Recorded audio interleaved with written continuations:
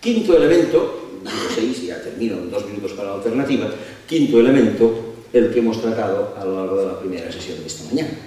Resulta que los ciudadanos de estos países no pueden vivir bien. No pueden vivir bien porque les hemos hecho un desastre de colonización, porque les pagamos mal el café, porque nos llevamos sus minerales, porque no pagamos el petróleo, porque les cobramos la deuda. No viven bien y ven que nosotros vivimos espléndidamente. Aquí, en estas ciudades vecinas de las que se hablaba antes, Tetuán, Tánger, etc., la mayoría de la gente tiene unas antenas que les permite ver Televisión Española, y Antena 3 y Telecinco, con lo cual tienen el enorme placer de contemplar el Gran Hermano, la Operación Triunfo, las Crónicas Marcianas y la Salsa Rosa y el Cambio Completo, y todas estas imbecilidades que, si las seguimos contemplando con frecuencia, nos conducen a marchas forzadas a lo que se llama encefalograma plano. Pero en fin, en cualquier caso, ellos ven que nosotros trabajamos, vivimos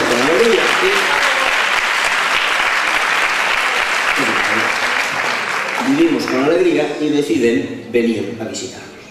No hace falta que os diga, porque la estupenda madre de Senegal nos lo acaba de demostrar, cómo mueren por el camino. El peor crimen que cometemos es permitir que 6.000 personas en el año 2006 murieran ahogadas cuando intentaban venir a nuestro mundo feliz.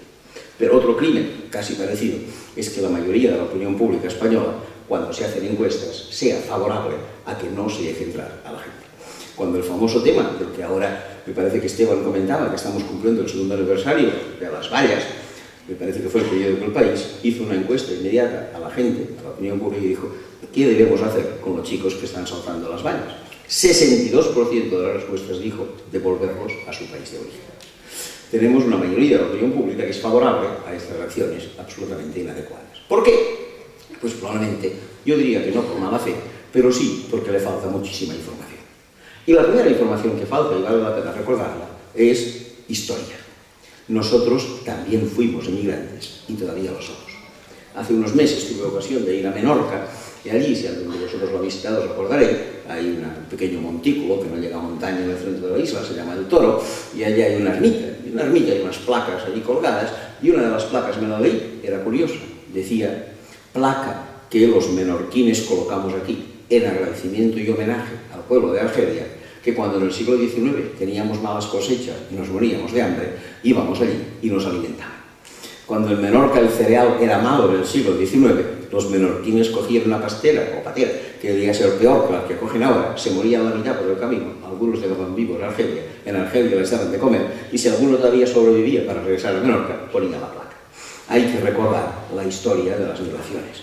Hay que saber que no somos el segundo país migrante, sino que somos el país número 16 de la Comunidad Europea en cuanto al número de migrantes.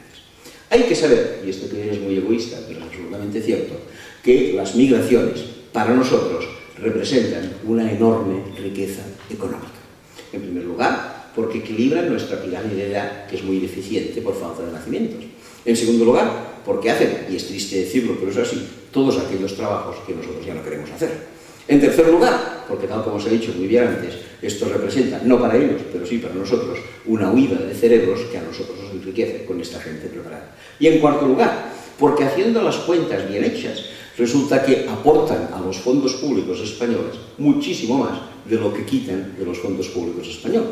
Un candidato frustrado a la alcaldía de Madrid, llamado Miguel Sebastián, que perdió frente al señor Gallardón hace unos meses, antes era el director del Instituto de Estudios Económicos del Gobierno, y antes de abandonar este cargo para dedicarse a las elecciones, publicó su último estudio. El último estudio decía que aportan los inmigrantes en España a las arcas públicas. Básicamente tres cosas. Primero, cotización a la Seguridad Social y IRPF, si tienen papeles, y en tercer lugar, suponiendo que no tengan papeles, también aportan porque pagan el IVA o pagan el impuesto de lujo sobre la gasolina, sobre el alcohol, sobre el tabaco o sobre lo que sea. ¿Y qué se llevan de los fondos públicos españoles? Muchísimas cosas. Se llevan atención médica, se llevan atención hospitalaria, se llevan gastos sociales varios, plazas de guardería, viviendas protegidas, bolsas de libro, todo lo que ustedes quieran. Este estudio publicaba el resultado y para los 2 o 3 últimos años las aportaciones del primer grupo suponían en España 5.000 millones de euros más que lo que se llevaban en gasto público. Nos regalaban a cada ciudadano del Estado unos 110 o 115 euros al año los inmigrantes. Esto es egoísta, pero vale la pena que lo sepamos. Hay gente, sin embargo, que entiende que las migraciones no son tan problemáticas por una cuestión económica, que más o menos se capta que así son, sino que lo pueden ser por cuestiones culturales. Dicen, oiga, no, a mí no me preocupa el que trabajen en una gasolina por la noche, más bien lo encuentro beneficioso. Lo que sí que me preocupa es el pelo de las niñas, o que estos ecuatorianos cantan muy fuerte, o cosas por el estilo. Bien, yo no diré que la convivencia cultural sea sencilla, más bien es difícil, pero lo que tampoco quiero pensar es en que exista aquello que algunos han llamado choque cultural, y algunos otros peor, choque de civilizaciones. ¿Este reloj? Ah, no, reloj. Bien, resulta que hace un tiempo en mi universidad estuvo de visita un sociólogo noruego, Johan Galtung, experto en temas de conflictos, y le preguntamos si él, con su análisis, veía que hoy había, así en nuestra perspectiva, un choque de culturas, o incluso hablando peor, un choque de civilizaciones. Y el hombre nos dijo, sí, hay en el mundo un choque de culturas, pero no es este Islam occidente del que tanto se habla, es el choque de las 3 M's, la letra M. No entendimos absolutamente nada de lo que significaba el choque de las 3 M's, le pedimos aclaración y dijo, para nuestras raíces culturales, el mayor peligro se llama Mickey Mouse, Madonna, McDonald's. Esto es lo que realmente está presionando nuestra cultura. Y nos quedamos hasta las 4 de la madrugada para saber el resultado de los Oscars de Hollywood, y además, no solamente contentos con esto, nos enteramos cada domingo del resultado de la NBA, y además sabemos los actores de Hollywood y no sé cuántas cosas más. Y yo no sé vosotros, que soy gente de mucha cultura, pero yo que soy un inculto, resulta que no os podría decir en este momento el nombre de un solo poeta chino, no os podría decir el nombre de un solo director de cine de Bollywood en Bombay, y no os podría decir el nombre de un solo escultor egipcio, refiriéndome a la cultura egipcia, a la India y a la China, que son milenarias y por tanto enormemente más ricas que esta culturilla respetable de hace 200 años que procede de los Estados Unidos. Y lo que sí que es un choque cultural es que cada vez que yo quiero ir al cine, de 10 películas que se me ponen, 9 son norteamericanas y 8 malísimas. Esto sí que es un choque cultural de primera dimensión. Lo otro no es ni más ni menos que un enriquecimiento. Permitidme que diga algo que mis compañeros catalanes que están por aquí han oído más de una vez, pero que no dejaré de repetir. Yo estoy contento de ser catalán, no lo voy a negar, pero sin embargo sé que ser catalán no es nada del otro jueves. Por el ser catalán es ser un poco íbero, un poco fenicio, un poco cartaginés, un poco griego, un poco romano, un poco judío, un poco del Islam, un poco andaluz, un poco gallego, un poco marroquí, un poco ecuatoriano y un poco todo lo que ha venido visitándonos en Cataluña. Si ahora tenéis oportunidad, cuando haya el puente del Pilar o el puente de Todos los Santos, de hacer un pequeño viajecito por Cataluña, os recomiendo que empecéis visitando una ciudad hermosísima por otro lado, llamada Girona.